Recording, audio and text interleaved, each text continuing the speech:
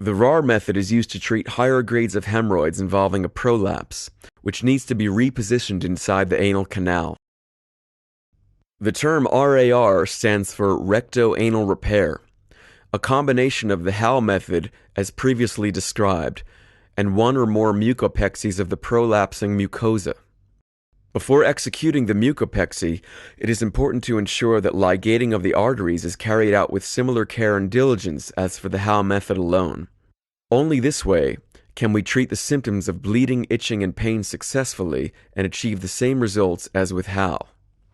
Once all ligations are in place as for the HAL method, we can move on to the next step involving a running suture for each prolapse. Alternatively, the running suture can be placed immediately after the ligation using the same suture material. The mucopexy can also be performed with ease using the A.M.I. HAL Doppler system.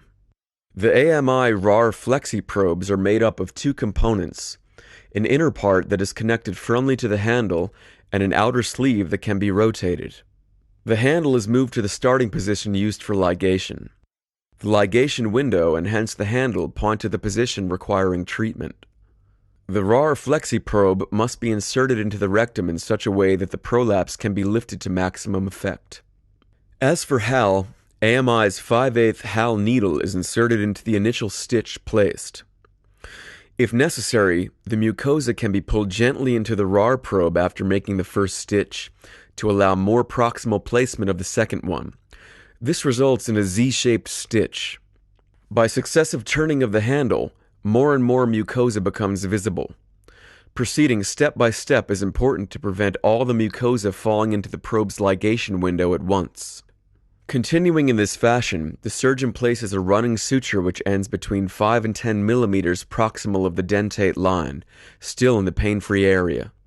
The individual stitches of the running suture are placed some 7 to 10 millimeters apart, allowing room for 4 to 5 stitches in total.